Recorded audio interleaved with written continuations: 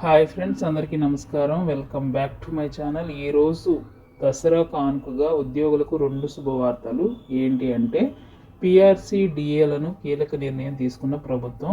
వివరాల్లోకి వెళ్తే సీఎంకు ఏపీజీఈఏ వినతి పత్రం అందజేస్తున్నట్లుగా సమాచారం. అలాగే ఆంధ్రప్రభలో వచ్చిన ఆర్టికల్ ఏంటో మీకు చదివి వినిపించడానికి ఈ వీడియో చేయడం జరుగుతుంది.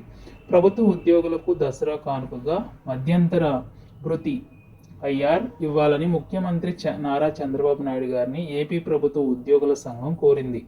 ఆంధ్రప్రదేశ్ ప్రభుత్వం ఉద్యోగుల సంఘం ఏపీజీఈఏ రాష్ట్ర కార్యవర్గ సమావేశం శుక్రవారం విజయవాడలో రాష్ట్ర కార్యాలయంలో రాష్ట్ర అధ్యక్షుడు కేఆర్ సూర్యనారాయణ గారి అధ్యక్షతన జరిగింది. ఈ సందర్భంగా సూర్యనారాయణ గారు మాట్లాడుతూ, గత ప్రభుత్వంలో జూలై 1వ తేదీ నాటికి 12వ పిఆర్సీ కమిషన్ను తుది చర్యలు తీసుకుంటున్నట్లుగా, అలాగే పిఆర్సీ డిఏల యొక్క బకాయింపులు పూర్తిగా మంజూరు చేయడంపై ప్రభుత్వం సానుకూలత దృక్పథంతో ఉంది అని తెలియజేయడం జరిగింది.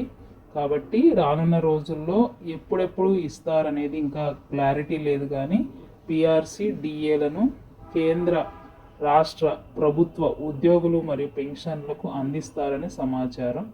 ఈ వీడియో కనుక నచ్చినట్లయితే లైక్ చేసి సపోర్ట్ చేసి సబ్స్క్రైబ్ చేయండి.